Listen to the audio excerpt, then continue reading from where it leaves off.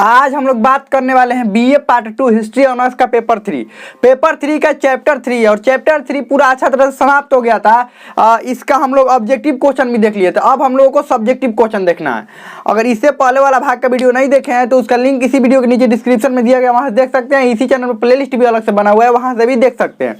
हम लोग long question लिखेंगे। अब लॉन्ग क्वेश्चन हम यहीं पर आपको लिख कर बताएंगे कि आखिर लॉन्ग क्वेश्चन कैसे लिखा जाता है, कैसे इसमें भूमिका लिखा जाता है, इंट्रोडक्शन लिखा जाता है, कैसे मध्य भाग लिखा जाता है, कैसे निष्कर्ष लिखा जाता है, मैप कैसे बनाया जाता है, ये सब हम बताएंगे। आप इसको बस अंत तक देखते रहिए और अंत तक आपको सब याद हो जाएगा। देखिए, एक बार अगर समझ गए ना कि आंसर कैसे लिखते हैं तो एग्जाम में कैसा भी क्वेश्चन आएगा, अगर थोड़ा सा भी आपको उसके बारे में याद रहेगा तो आप बहुत ही अच्छा आंसर लिख सकते हैं। और नहीं तो ये नहीं पता रहेगा कि आखिर आंसर लिखते कैसे हैं, तो कितना भी अच्छा उसके बारे में आपको याद हो नहीं लिख सकते हैं। इसलिए तरीका जानना बहुत जरूरी होता है कि आखिर इसको सही तरीका से कैसे लिखें। तो इसको अंत तक देखते रहिए, पूरा अच्छा से विस्तार से बात करेंगे इसके बारे में। तो हमें लगता है समझ में आ गया होगा। चलिए शुरू करते हैं हम लोग। देखिए क्वेश्चन क्या है, इसमें क्वेश्चन क्या पूछा गया है कि महमूद गजनवी के आक्रमणों के कारण, स्वरूप एवं परिणामों का परीक्षण करें। महमूद गजनवी ने जो भारत पर आक्रमण किया था, यही कहा जा रहा है कि महमूद गजनवी ने जो भारत पर आक्रमण किया था उसके कारण, स्वरूप और परिणाम, यानी तीन बातें इसमें है। कारण भी लिखना है, स्वरूप भी लिखना है और परिणाम, तीनों का परीक्षण करना है। परीक्षण यानी कि उसके बारे में बताना है, उसके बारे में लिखना है। और एक बात समझिए, अगर आपसे सिर्फ आ जाए कि कारणों एवं परिणामों का परीक्षण करें या कारणों एवं परिणामों की चर्चा करें, तो उसमें भी यही लिख सकते हैं आप। ध्यान रखिएगा, अगर तीनों में से कोई एक आ जाए, कारण या लिखना आ जाए या स्वरूप लिखने के लिए आ जाए, परिणाम लिखने के लिए आ जाए, तो ये सब लिखेंगे, क्योंकि वहां पर आपको एक क्वेश्चन का आंसर लगभग 6 से 8 पेजों में लिखना होता है। तो कैसे 6 से 8 पेजों में? सिर्फ स्वरूप 6 से 8 पेज में लिख सकते हैं? नहीं, तो पूरा लिखना पड़ेगा। तो इसी को ध्यान में रखते हुए चलिए शुरू करते हैं इसको, और इसको आप एकदम अंत तक देखते रहिएगा। क्वेश्चन हो गया। अब इंट्रोडक्शन कैसे लिखते हैं, किसके बारे में? महमूद गजनवी के आक्रमण के कारण, परिणाम, कारण, स्वरूप और परिणाम लिखना है। तो वो तो बाद में करेंगे, लेकिन सबसे पहले इंट्रोडक्शन उसके बारे में लिखते थे कि वो कौन है, था, क्या था। सुबुद्दीन की मृत्यु के बाद महमूद गजनवी के हाथ में सत्ता चला गया। सुबुद्दीन की मृत्यु के बाद महमूद गजनवी के हाथ में सत्ता चला गया। या ऐसे भी लिख सकते हैं कि महमूद गजनवी, मान लीजिए सुबुद्दीन के बारे में नहीं याद है आपको, तो आप ऐसे भी लिख सकते हैं महमूद गजनवी गजनी प्रदेश का शासक था। महमूद गजनवी गजनी प्रदेश का शासक था, इतना तो आपको याद रहेगा ना कि महमूद गजनवी गजनी प्रदेश का शासक था। यहाँ पर इसके जगह पर आप लिख सकते हैं, अगर नहीं तो ठीक है, ये याद हो जाएगा तो ठीक है। सुबुद्दीन की मृत्यु के बाद महमूद गजनवी के हाथ में सत्ता चला गया, और नहीं तो ऐसे लिख सकते हैं इसके जगह पर महमूद गजनवी गजनी प्रदेश का शासक था। उस समय उसकी उम्र, या यहाँ पर अब वो वाला लिखेंगे कि गजनी प्रदेश का शासक था, तो इसमें लिख सकते हैं कि सत्ता संभालते समय उसकी उम्र 27 वर्ष थी। या इसमें अगर ऐसे लिख रहे हैं तो ऐसे लिखेंगे सुबुद्दीन की मृत्यु के बाद महमूद गजनवी के हाथ में सत्ता चला गया, उस समय उसकी उम्र 27 वर्ष थी। इसने कुल 17 बार भारत पर आक्रमण किया। भारत पर आक्रमण किया। ये इतना लिख लिया कॉपी में, ठीक है? कॉपी में अभी नोट्स बनाते जाइए। 17 बार आक्रमण किया और हर बार मुख्य उद्देश्य एक ही रहता था। भारत पर आक्रमण का इसका हर बार मुख्य उद्देश्य एक ही रहता है, भारत को लूटना और अपने देश में भारत की संपत्तियों को ले जाना। इतना लिख लिए, इसमें हो गया इंट्रोडक्शन। चाहे तो और बड़ा आप लिख सकते हैं, कोई दिक्कत नहीं है, तो इंट्रोडक्शन आप बड़ा भी लिख सकते हैं। चलिए अब और आगे बात करते हैं महमूद गजनवी के आक्रमण के प्रमुख कारण, क्योंकि कारण भी लिखना है। लिखेंगे महमूद गजनवी के आक्रमण के प्रमुख कारण, अंडरलाइन करेंगे। अब इसमें क्या लिखेंगे? महमूद गजनवी के आक्रमण के प्रमुख कारण थे या निम्न कारण हैं, ऐसे करके लिखेंगे। और इसमें 1 नंबर लिखेंगे धन का प्रलोभन, जो कि मुख्य बात था इसका। 1 नंबर लिखकर धन का प्रलोभन लिखकर अंडरलाइन करेंगे। क्या करेंगे? धन का प्रलोभन लिखकर अंडरलाइन करेंगे। इसमें क्या लिखेंगे? महमूद गजनवी को इसमें लिखेंगे, इसमें महमूद गजनवी को एक बात पता थी कि भारत में अपार धन संपत्ति है, और वो शासक बनते ही उसका एक ही उद्देश्य था कि भारत से जितना अधिक मात्रा में हो सके धन संपत्तियों को लूट कर अपने देश गजनी लेकर जाया जाए। इसी उद्देश्य से भारत की तरफ उसने अपना सैनिक अभियान शुरू किया। सब इसमें लिखेंगे। इसी के उद्देश्य से भारत में अपना सैनिक अभियान शुरू किया और भारत के अलग अलग क्षेत्रों को जीतते हुए भारत के अंदर प्रवेश कर गया। और प्रवेश करने के बाद भारत से जितना बार भी या यहाँ पर जितना बार क्या 17 बार आक्रमण किया था ना, भारत पर कुल 17 बार आक्रमण किया और 17 बार एक ही उसका उद्देश्य रहता था, भारत से अपार संपत्तियों को लूटना और यहाँ से अपने देश गजनी लेकर जाना या अपने प्रदेश गजनी लेकर जाना। मुख्य रूप से उसको धन का लालच था, मुख्य रूप से उसका धन का लालच था। यही प्रमुख कारण था जिसके कारण महमूद गजनवी ने भारत पर आक्रमण किया। आप चाहे तो इसमें और लिख सकते हैं। इसमें क्या है अगला, पश्चिमोत्तर भारत की अलग थलग राजनीति। देखिए और एक बात समझिए ना, अगर आपको कारण नहीं याद रहेगा तो हम अभी बताएंगे कि जिसके कारण आपको कारण याद हो जाएगा। ये अगर नहीं याद होगा, मान लीजिए परीक्षा में याद नहीं आ रहा है, कैसे लिखेंगे वो भी हम बता रहे हैं। इसको खत्म हो जाने दीजिए, उसके बाद बता रहे हैं। पश्चिमोत्तर भारत की अलग थलग राजनीति। हाँ, भारत के यहाँ पर मैप बनाना पड़ेगा आपको। क्या करना पड़ेगा, भारत का यहाँ पर मैप बना सकते हैं, मैप बनाना भी सिखाए हैं। पश्चिमोत्तर भारत की अलग थलग राजनीति है और इसमें क्या लिखेंगे, पश्चिमोत्तर भारत की यानी पश्चिम और उत्तर, कौन सा भारत का ये वाला हिस्सा, पश्चिम और उत्तर वाला हिस्सा, पश्चिमोत्तर भारत।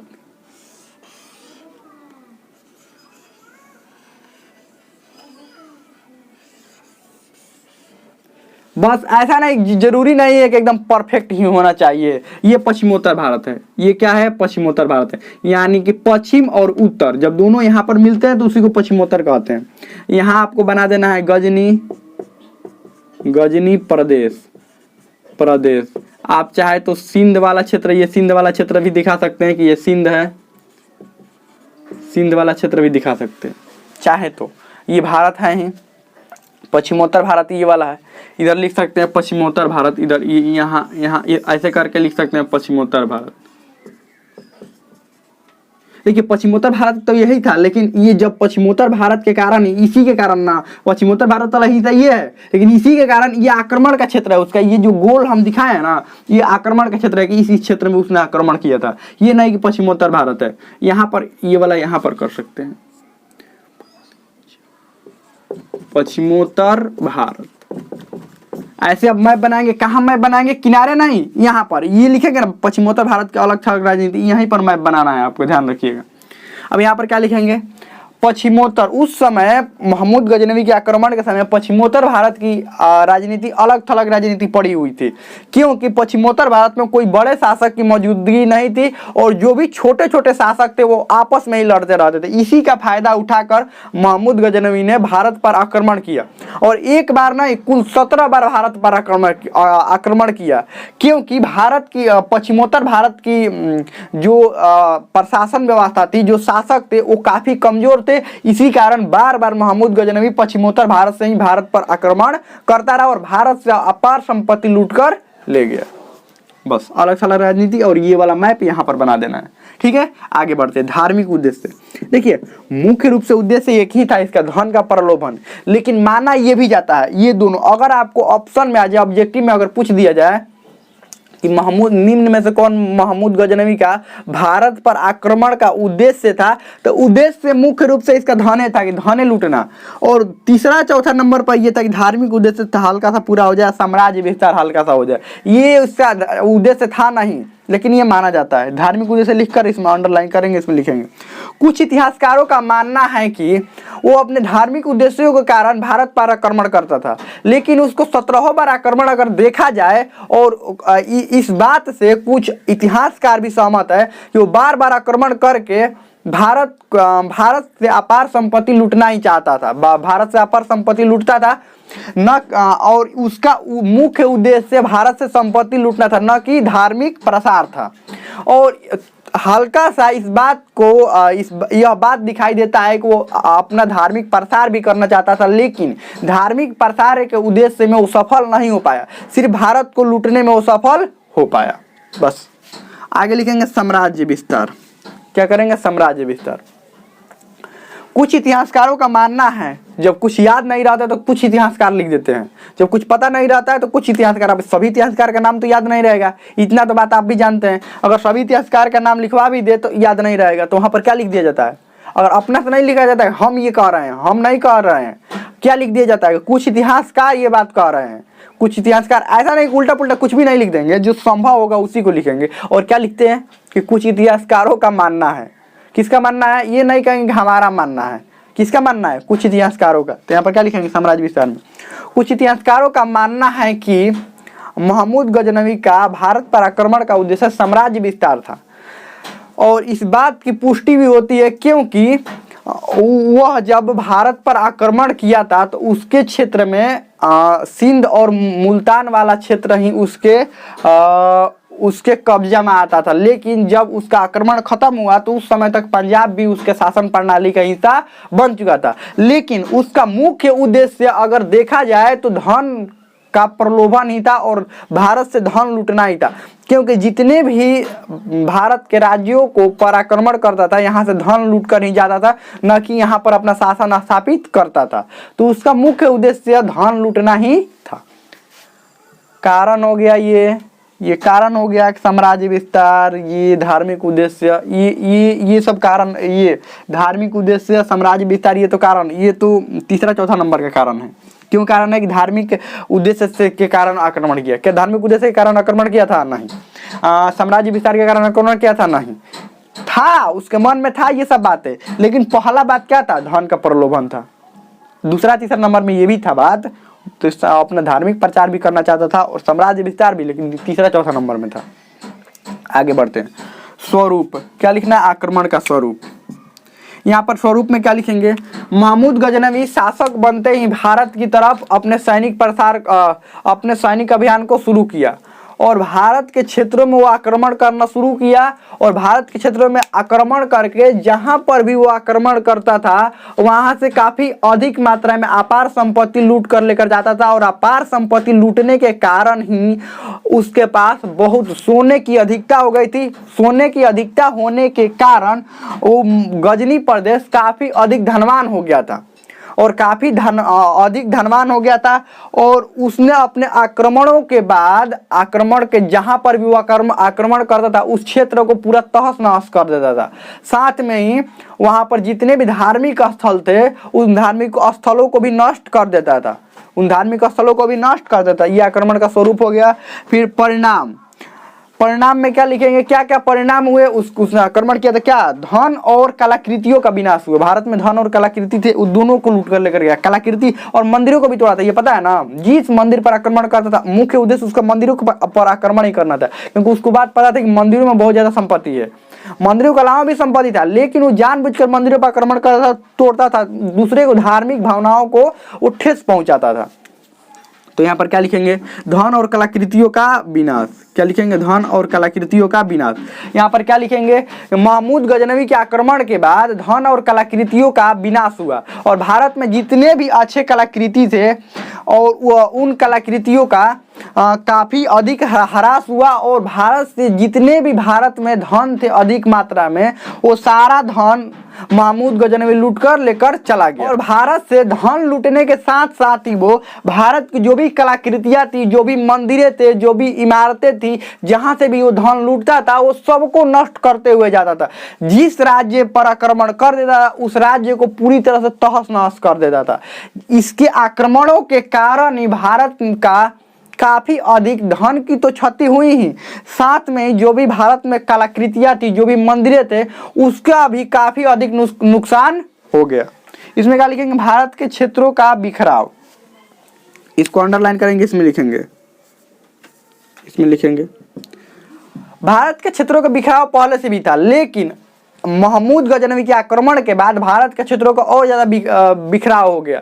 जब भी महमूद गजनवी किसी क्षेत्र पर आक्रमण करता था उसको इतना ऐसे लूटता था कि वहां पर काफी अधिक गरीबी आ जाती थी और साथ में ही उन शासकों को ऐसा मौका नहीं मिल पाता था कि वापस अपने साम्राज्य को उतना उन्नत बना सके, जिसके कारण भारत का क्षेत्रों का और ज्यादा बिखराव हुआ और शासकों के पास इतना धन नहीं हो पाता था जिसके कारण अपने साम्राज्य को समेट कर रख सके और एक अच्छा सैनिक प्रबंधक कर सके, जिसके कारण भारत के क्षेत्रों का और ज्यादा बिखराव होना शुरू हो गया। आगे भारतीय राजनीति का कमजोर होना।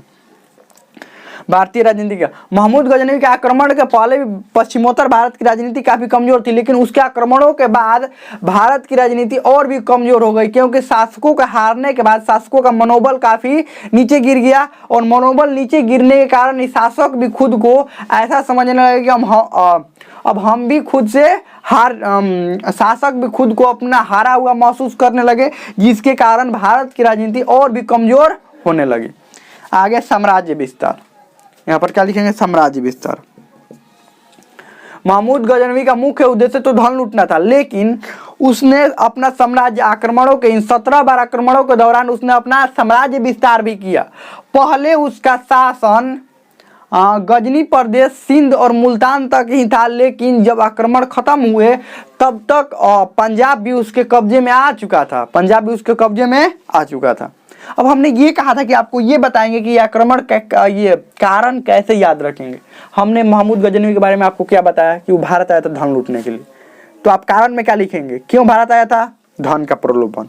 दूसरा अगर कारण आपको कुछ भी याद नहीं होगा तो कोई आक्रमण कैसे करेगा, जब एकदम बहुत ही ताकतवर रहेंगे तो आक्रमण कोई कर देगा नहीं। आक्रमण किधर से किया था, पश्चिमोत्तर भारत से, तो पश्चिमोत्तर भारत के राजा बहुत ही ताकतवर थे इसलिए आक्रमण कर दिया था, नहीं। तो दूसरा कारण क्या हो जाएगा, पश्चिमोत्तर भारत की अलग थलग राजनीति, पश्चिमोत्तर भारत की अलग थलग राजनीति, तभी तो आक्रमण करेगा ना। ये पहला धन का प्रलोभन, मतलब उसको लालच हुआ धन का, ठीक है, तो उसने चाहा कि भारत पर आक्रमण करे, लेकिन अगर यहाँ का राजा बहुत ही ताकतवर होता तो क्या ये भारत पर आक्रमण करता, नहीं करता। तो दूसरा कारण क्या खुद से लिखेंगे, खुद से क्या याद रखेंगे, पहला तो धन के कारण इधर आ रहा था, और दूसरा इधर के कमजोर राजा थे, यानी कि अलग थलग राजनीति थी। तीसरा इसका धार्मिक उद्देश्य, चौथा साम्राज्य विस्तार। बस 4 गो हो गया। और उसके बाद इसने पूरी तरह से देखिए, अब इसका परिणाम में क्या लिखेंगे, परिणाम में कैसे याद रखेंगे, तो जब आया था भारत पर 17 बार आक्रमण किया तो पूरा तहस नहस किया, धन लूट कर लेकर गया, तो क्या लिखेंगे, धन तथा कलाकृतियों की क्षति। धन की क्षति तो हुई या विनाश तो हुआ ही, और कलाकृतियों का भी विनाश हुआ।